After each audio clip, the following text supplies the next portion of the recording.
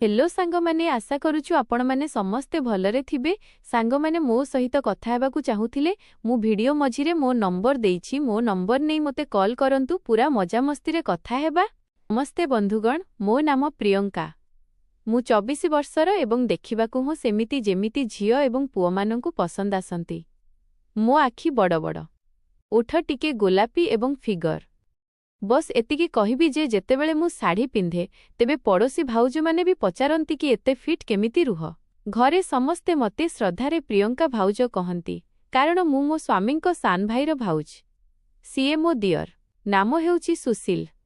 CA 22 वर्षर, जबान, डेंगा चौड़ा एवं काम करे गोटिए छोट कंपानी रे।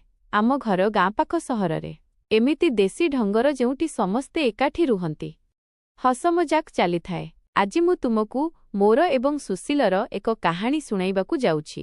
सबुठु प्रथमे तो कहिबी कि बाहाघर परे जेतेबेले मु शाशुघरकू आसिली तो सबु किछि नुआ थिला।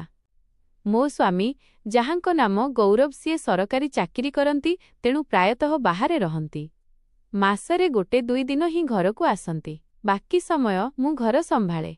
शाशु শ্বশুर अछंती, किंतु सेमाने बुढ़ाबुढ़ी जे कि अधिकांश समय निज रूमरे रहंती एवं सुशील सीए घरर सान पुओ। पाठपढ़ा शेष करी चाकिरी लागी जाइछि।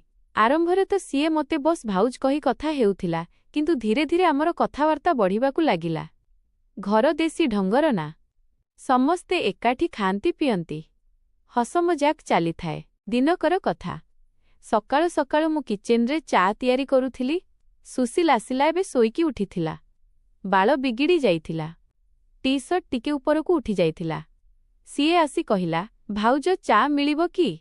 राति डेरी जाई काम करूथिली, निद आसिलानी। मु हसिकी कहिली, हाँ काहींकी नुहे, बस तैयारी करूछि। किंतु एते राति जाई कोन करूथाए किछि स्पेशल काम? सीए हसिला एवं कहिला, अरे भाउज स्पेशल तो किछि नाही, बस कंप्यूटर रे किछि देखुथिली। मु बुझीगली, किंतु मु अणदेखा कली एवं कहिली, हाँ जानिछि, किंतु ध्यान रखि आखि खराब होइजिब। सीए हसिदेला एवं कहिला, भाउज आपण तो सबु जानंती, एमितिरे आपणक चा पीले तो सबु थक्कापण मरी जाए, एते गरम एवं स्वादिष्ट। सीए चा कप उठाइला एवं सिप नेला। मु भाबिली एही पुओटा टिके बदमाश, किंतु घरर लोक कोन खराब। तापरे सेदिन बीतीगला। मु घर काम करे, लुगा धुए, खाद्य तैयारी करे। सुशील ऑफिस जाए, संध्यारे आसे। संध्यारे आमे समस्ते एकाठी बसु, टीवी देखु। गोटिए संध्यार कथा, सासु माँ कहिले, प्रियंका बोहू आज किछि स्पेशल बनाओ ना, सुशील को पसंद आसिबो। मु कहिली, जी माँ कोन बनेइबी? सुशील मझिरे कहि उठिला, भाउज किछि मिठा बनांतु, जेमिति आपणक मुस्कुराहट। समस्ते हसी पकाइले, किंतु मते लागिला एइटा टिके बेसी हेउछि। किंतु मु हसिकी कहिली, ठीक अछि, गोलाप जामुन बनेइ देउछि। रातिरे खाइबा परे जेतेबेले समस्ते सोइगले मु किचेन सफा करूथिली। सुशील आसिला कहिला, भाउज साहाଯ୍ୟ करिबि कि? मु कहिली, नाही तुमे जाओ सोइपड़। किंतु सीए अटकिला एवं कहिला, भाउज आपण एते काम करूछंती, थकी जाउथिबे, केबे मसाज दरकार थिले कहिबे। ता कथा सुनी मु आश्चर्य होइगली, किंतु मु हसिकी कहिली, मसाज? अरे मु ठीक अछि, तुमे जा। सीए चलीगला, किंतु सेही रातिरे मते निद आसिलानी। भाबुथिली कौन एहा बस मजाक थिला। घरे एमिति मजाक चाले ना, विशेष करी देसी घरमानंकरे। परदिन सकाळे मु उठिली, गाधोई प्रस्तुत हेली। सुशील आगरू प्रस्तुत थिला। कहिला, भाउज आजी आपण केते फ्रेश लागुछंती, जेमिति कौनसी फिल्मर हिरोइन। मु लाजेई कहिली, बस कर सुशील, एमिति कुह नाही, तुमे मो भाई परी। सीए कहिला, हाँ भाउज, किंतु भाउज तो स्पेशल होइथांती। धीरे धीरे दिन बीतीगला। दिनकर कथा, मु बालकोनी रे लुगा सुखाउथिली। सुशील आसिला कहिला, भाउज एही लुगा गुडा एते नरम केमिति रहे? आपणक टच अछि ना?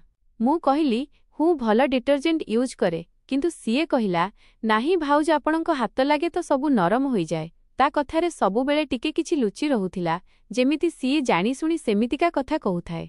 मु भाबुथाए कोन करिबी, गौरवंकु कहिबी, किंतु गौरव बाहारे अछंती एवं सुशील घरर पुओ। भूल बुझामणा न हेउ।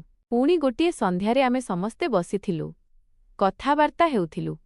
सासु माँ कहिले, सुशील तो बाहाघर केबे कराइबा? सुशील कहिला, माँ एबे तो भाउज अछंती ना, सबु संभाळुछंती, मोर कोन दरकार? समस्ते हसिले, किंतु मते लागिला एहा किछि अधिक हेउछि। ରାତିରେ ଯେତେବେଳେ ମୁଁ ଶୋଇବାକୁ ଗଲି ସୁଶୀଲର ମେସେଜ ଆସିଲା ଫୋନରେ। ଆମେ ଘରେ ହିଁ ଅଛୁ କିନ୍ତୁ ବେଳେବେଳେ ମେସେଜ କରୁ। କହିଲା ଭାଉଜ ଗୁଡ୍ ନାଇଟ୍ ସ୍ୱପ୍ନରେ ଦେଖାହେବା। ମୁଁ ରିପ୍ଲାଏ କଲି ଗୁଡ୍ ନାଇଟ୍ କିନ୍ତୁ ଭାବୁଥିଲି ସ୍ୱପ୍ନରେ ଦେଖାହେବା ଏହାର ଅର୍ଥ କ'ଣ? ଦିନେ ସକାଳେ ମୁଁ ଯୋଗ କରୁଥିଲି ଘର ଅଗଣାରେ। ସୁଶୀଲ ଆସିଲା। କହିଲା ଭାଉଜ ମତେ ବି ଶିଖାନ୍ତୁ ନା ଯୋଗ। ବଡି ଫିଟ୍ ରଖିବାକୁ ଅଛି। ମୁଁ କହିଲି ଠିକ୍ ଅଛି କାଲିଠୁ ଆସ।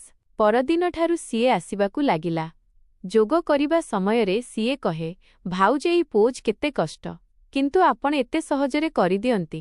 ମୁଁ ବୁଝୁଥିଲି ତାର ଇସାରା କିନ୍ତୁ ମୁଁ ଯୋଗ ଉପରେ ଫୋକସ୍ କରୁଥିଲି। ଦିନେ ଷ୍ଟ୍ରେଚିଂ କରିବା ସମୟରେ ସିଏ କହିଲା ଭାଉଜ ଆପଣଙ୍କ ବଡି ଏତେ ଫ୍ଲେକ୍ସିବୁଲ। ମୁଁ ତ ଥକିଯାଏ। ମୁଁ କହିଲି ଅଭ୍ୟାସରେ ହୁଏ। କିନ୍ତୁ ଭିତରୁ ଭାବୁଥିଲି ଏ ପୁଅ କେବେ ସୁଧୁରିବ। ତଥାପି ମୁଁ ତାକୁ ଅଟକାଉ ନଥିଲି କାରଣ ଘରେ ଏକୁଟିଆ ଲାଗୁଥିଲା ଏବଂ ତା କଥାରେ ଟିକେ ଟାଇମ୍ ପାସ୍ ହୋଇଯାଉଥିଲା। ଦେଶୀ ଘରମାନଙ୍କରେ ଏମିତି ହୁଏ ନା ଯେଉଁଠି ମହିଳାମାନେ ଘରେ ହିଁ ରହନ୍ତି। କଥା ହେବାକୁ କେହି ମିଳନ୍ତି ନାହିଁ। ତାପରେ ଗୋଟିଏ ସପ୍ତାହ ବିତିଲା। ସୁଶୀଲର କମ୍ପାନୀରେ କିଛି ପ୍ରୋଜେକ୍ଟ ଥିଲା। ସିଏ ଘରୁ କାମ କରୁଥିଲା। ମୁଁ କିଚେନରେ ଥିଲି। ସିଏ ଲ୍ୟାପଟପ୍ ନେଇ ଆସିଲା। କହିଲା ଭାଉଜ କଫି ମିଳିବ। କାମ କରୁ କରୁ ଥକିଗଲି। ମୁଁ ବନେଇଦେଲି। ସିଏ କହିଲା ଭାଉଜ ଆପଣ ବସନ୍ତୁ ନା ମୋ ପାଖରେ କଥା ହେବା। ଏକୁଟିଆ ବୋର୍ ଲାଗୁଛି। ମୁଁ ବସିଲି। କଥାବାର୍ତ୍ତା ଆରମ୍ଭ ହେଲା। ସିଏ କହିଲା ଭାଉଜ ଭାଇ କେତେ ଲକି ଆପଣ ମିଳିଲେ। ମୁଁ କହିଲି ବସ୍ କର ଏମିତି କଥା କୁହ ନାହିଁ। କିନ୍ତୁ ସିଏ କହିଲା କାହିଁକି ଭାଉଜ ସତ କଥା ଆପଣ ଏତେ ସୁନ୍ଦର କେୟାରିଂ। ବେଳେବେଳେ ଭାବେ କାଶ। ସିଏ ଅଟକିଗଲା। ମୁଁ ପଚାରିଲି କାଶ କ'ଣ?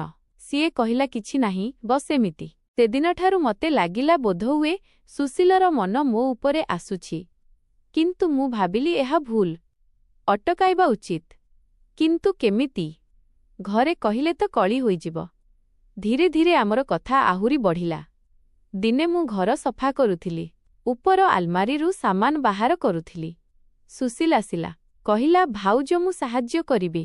ଉପର ସାମାନ ମୁଁ ବାହାର କରିଦେବି। ସିଏ ଷ୍ଟୁଲ ଉପରକୁ ଚଢ଼ି ସାମାନ ବାହାର କଲା। ତଳକୁ ଓହ୍ଲାଇବା ସମୟରେ ତାର ହାତ ମୋ କାନ୍ଧରେ ଲାଗିଲା। କହିଲା ସରି ଭାଉଜ ବାଲାନ୍ସ ବିଗିଡ଼ିଗଲା। କିନ୍ତୁ ମତେ ଲାଗିଲା ଜାଣିଶୁଣି। ମୁଁ କିଛି କହିଲି ନାହିଁ। ରାତିରେ ସିଏ ପୁଣି ମେସେଜ କଲା ଭାଉଜ ଆଜି ଆପଣଙ୍କ ଟଚ୍ ଲାଗିଲା। ଭଲ ଲାଗିଲା। ମୁଁ ରିପ୍ଲାଏ କଲି ନାହିଁ।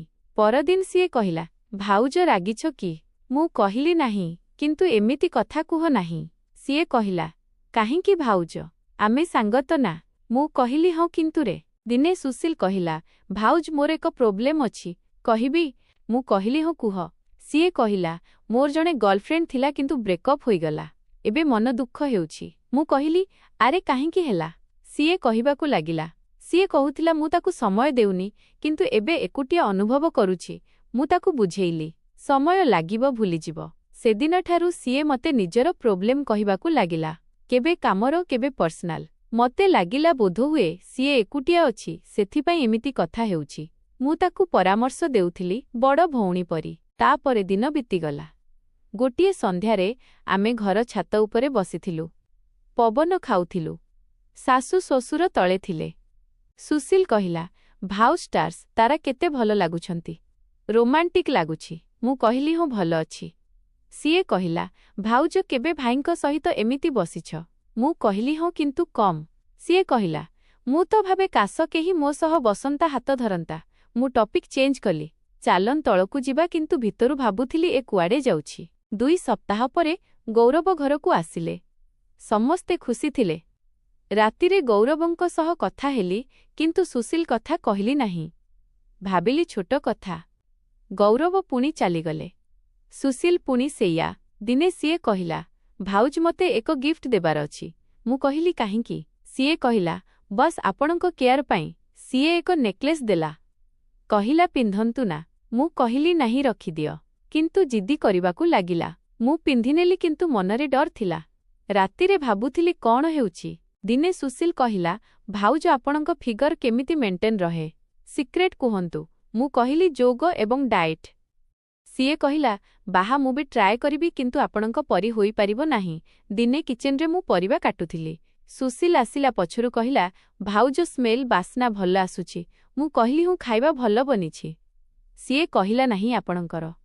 ମୁଁ ଆଶ୍ଚର୍ଯ୍ୟ ହୋଇଗଲି କିନ୍ତୁ ହସିଲି। ଦିନେ ସୁଶୀଲ କହିଲା, ଭାଉଜ ମତେ ଆପଣଙ୍କୁ କିଛି କହିବାର ଅଛି।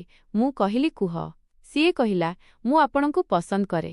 ଭାଉଜ ମୁଁ ସ୍ତବ୍ଧ ହୋଇଗଲି। କହିଲି, ସୁଶୀଲ ଏହା ଭୁଲ। ମୁଁ ତୁମର ଭାଉଜ। ସିଏ କହିଲା, କିନ୍ତୁ ଭାଇ ତ ରହୁନାହାନ୍ତି, ମୁଁ ଅଛି ନା। ମୁଁ ରାଗିକି କହିଲି, ଚୁପ୍ ରୁହ, ବାହାରକୁ ଯାଅ। ସିଏ ଚାଲିଗଲା। ସେଦିନଠାରୁ ସିଏ ଉଦାସ ରହିବାକୁ ଲାଗିଲା। ମୁଁ ବି ପରେଶାନ, ଭାବୁଥିଲି କ'ଣ କରିବି। ତାପରେ ଗୋଟିଏ ସପ୍ତାହ ପରେ ସୁଶୀଲ କହିଲା, ସରି ଭାଉଜ, ମୁଁ ଭୁଲ କହିଲି, କିନ୍ତୁ ସତ କଥା ମୁଁ ଏକୁଟିଆ ଅଛି। ମୁଁ କହିଲି, ବୁଝି ସୁଶୀଲ, ଏହି ସମ୍ପର୍କ ହୋଇପାରିବ ନାହିଁ। ସିଏ କହିଲା, ହଁ, କିନ୍ତୁ ଆଜିକାଲି ଦୁନିଆରେ କ'ଣ କ'ଣ ହେଉଛି, ଲୋକ ଖରାପ ଚିନ୍ତାଧାରା ରଖୁଛନ୍ତି। ମୁଁ ପଚାରିଲି, କ'ଣ ଅର୍ଥ? ତେବେ ସୁଶୀଲ ନିଜର ପ୍ରକୃତ କାହାଣୀ କହିଲା।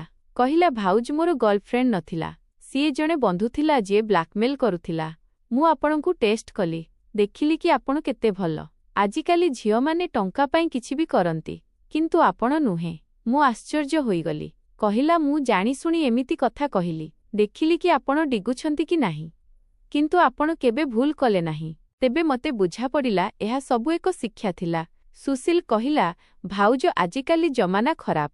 ସୋସିଆଲ ମିଡିଆରେ ପୁଅ ଝିଅମାନଙ୍କୁ ଫସାନ୍ତି, ଫିଜିକାଲ ରିଲେସନ ପାଇଁ ବ୍ଲାକମେଲ୍ କରନ୍ତି। ମୁଁ ଭାବିଲି ଆପଣଙ୍କୁ କହିବି, କିନ୍ତୁ ଡାଇରେକ୍ଟ ନୁହେଁ, କାରଣ ଯଦି ମୁଁ ଡାଇରେକ୍ଟ କହିଥାନ୍ତି ତେବେ ଆପଣ ମାନିଥାନ୍ତେ ନାହିଁ। ମୁଁ କାନ୍ଦି ପକାଇଲି। କହିଲି, ତୁମେ ମତେ ଏତେ ପରେଶାନ କଲ। ସିଏ କହିଲା, ସରି, କିନ୍ତୁ ଏବେ ଆପଣ ବୁଝିଗଲେ ନା, ସାବଧାନ ରହିବେ, ଭାଇ ରହୁନାହାନ୍ତି, କେହି ଫାଇଦା ଉଠାଇପାରେ। କିନ୍ତୁ ବନ୍ଧୁଗଣ, ଏହି କାହାଣୀ ଏଇଠି ଶେଷ ହୁଏ ନାହିଁ। ସେହି ଦିନ ଗୁଜୁରିଗଲା ଏବଂ ମୁଁ ସୁଶୀଲର କଥା ଭାବୁଥାଏ। ଆମର ବଣ୍ଡିଂ ମଜବୁତ ହୋଇଗଲା। ସିଏ ଏବେ ଆଗ ଅପେକ୍ଷା ଅଧିକ କେୟାର କରିବାକୁ ଲାଗିଲା। ସବୁ ନର୍ମାଲ ଲାଗିବାକୁ ଲାଗିଲା। ଶାଶୁ ଶ୍ୱଶୁର ବି ଖୁସି ଥିଲେ, କହୁଥିଲେ, ପୁଅ, ଏବେ ତୁ ବାହାଘର କରିନେ ଘର ବସିଯାଉ। ସୁଶୀଲ ହସିକି ଏଡ଼ାଇ ଦିଏ। ମୁଁ ବି ଭାବୁଥିଲି ଏବେ ସବୁ ଠିକ୍ ଅଛି। କିନ୍ତୁ ଗୋଟିଏ ରାତିରେ ଯେତେବେଳେ ମୁଁ ଶୋଇଥିଲି, ଫୋନରେ ଏକ ମେସେଜ ଆସିଲା ଅଜଣା ନମ୍ବରରୁ। ମେସେଜରେ ଲେଖାଥିଲା, ପ୍ରିୟଙ୍କା, ତୁମ ଦିଅର ସୁଶୀଲ ଯିଏ ତୁମକୁ ଟେଷ୍ଟ କରୁଥିଲା, ସିଏ ପ୍ରକୃତରେ ନିଜେ ଫସିଛି। ସତ୍ୟତା ଜାଣିବାର ଅଛି ତ କାଲି ସକାଳେ ପାର୍କକୁ ଆସ। ମୁଁ ଡରିଗଲି। କ'ଣ ଏହା କିଛି ମଜାକ? ସୁଶୀଲକୁ କହିବି? କିନ୍ତୁ ମୁଁ ଚୁପ୍ ରହିବା ଭଲ ମନେକଲି। ଭାବିଲି ନିଜେ ଦେଖିବି। ପରଦିନ ସକାଳେ ମୁଁ ପାର୍କକୁ ଗଲି। ସେଠାରେ ଗୋଟିଏ ଝିଅ ବସିଥିଲା। ବୟସ ମୋ ପରି, କିନ୍ତୁ ଚେହେରା ଉଦାସ। ସିଏ କହିଲା, ମୁଁ ପ୍ରିୟଙ୍କା, ସୁଶୀଲର ଏକ୍ସ, ପୂର୍ବତନ ଗର୍ଲଫ୍ରେଣ୍ଡ। ସିଏ ମିଛ କହୁଛି। ମୁଁ ସ୍ତବ୍ଧ ହୋଇଗଲି। ପ୍ରିୟଙ୍କା କହିଲା, ସୁଶୀଲ ଏବଂ ମୁଁ କଲେଜରେ ଏକାଠି ଥିଲୁ।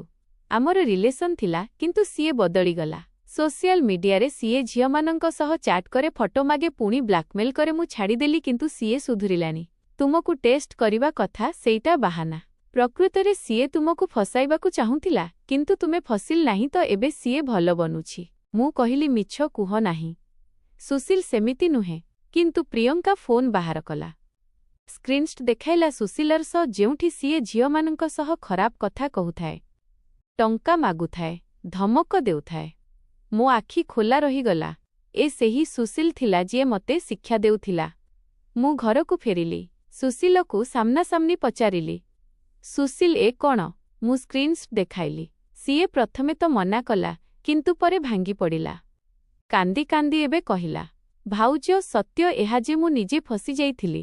କଲେଜରେ ଏକ ପୁଅ ମତେ ବ୍ଲାକମେଲ୍ କଲା, ମୋର ଫଟୋ ନେଲା। ପୁଣି ମୁଁ ସେମିତି ଅନ୍ୟମାନଙ୍କ ସହ କରିବା ଆରମ୍ଭ କଲି। ଭାବିଲି ପ୍ରତିଶୋଧ ନେବି, କିନ୍ତୁ ଏହା ଏକ ଚକ୍ର, କେବେ ଶେଷ ହୁଏ ନାହିଁ। ତୁମକୁ ମୁଁ ଟେଷ୍ଟ କଲି କାରଣ ମୁଁ ଦେଖିବାକୁ ଚାହୁଁଥିଲି କି କ'ଣ କେହି ଭଲ ମଣିଷ ବଞ୍ଚିଛି। ତୁମେ ଭଲ ବାହାରିଲ, ସେଥିପାଇଁ ମୁଁ ଅଟକିଗଲି। କିନ୍ତୁ ଏବେ ମୁଁ ସୁଧୁରିବାକୁ ଚାହୁଁଛି। ମୁଁ ଆଶ୍ଚର୍ଯ୍ୟ ଥିଲି। ମୋ ଗୋଡ଼ ତଳୁ ମାଟି ଖସିଗଲା। ଯେଉଁ ପୁଅ ମତେ ୱାର୍ଣ୍ଣ ସତର୍କ କରୁଥିଲା, ସିଏ ନିଜେ ସେହି ଗନ୍ଧିଆରେ ବୁଡ଼ି ରହିଥିଲା। ପୁଣି କ'ଣ ମୁଁ ଗୌରବଙ୍କୁ ସବୁ କହିଲି। ଗୌରବ ଘରକୁ ଆସିଲେ, ଫ୍ୟାମିଲି ମିଟିଂ ହେଲା। ଶାଶୁ ଶ୍ୱଶୁର କାନ୍ଦି ପକାଇଲେ। ତେବେ ଜଣାପଡ଼ିଲା ସୁଶୀଲ ବହୁ ବର୍ଷରୁ ଏହି ଦଳଦଳରେ ଥିଲା। ଆମେ ତାକୁ କାଉନ୍ସେଲିଂ ପାଇଁ ପଠାଇଲୁ। ପୋଲିସରେ ରିପୋର୍ଟ କଲୁଣି କାରଣ ଘର କଥା ଥିଲା। କିନ୍ତୁ ତାକୁ କଡ଼ା ୱାର୍ଣ୍ଣିଂ ଦେଲୁ। ଆଜି ସୁଶୀଲ ସୁଧୁରୁଛି। ନୂଆରେ, ସୋସିଆଲ ମିଡିଆଠାରୁ ଦୂରରେ। କିନ୍ତୁ ବନ୍ଧୁଗଣ, ଆଜିକାଲିର ଲୋକଙ୍କ ପାଇଁ ସୋସିଆଲ ମିଡିଆର ଦୁନିଆ ଚମକଦାର ଲାଗେ। କିନ୍ତୁ ଭିତରେ ଖରାପ ସତ୍ୟତା ଅଛି। ବ୍ଲାକମେଲ୍, ଫେକ୍ ଆଇଡେଣ୍ଟିଟି, ଲୋଭର ଜାଲ।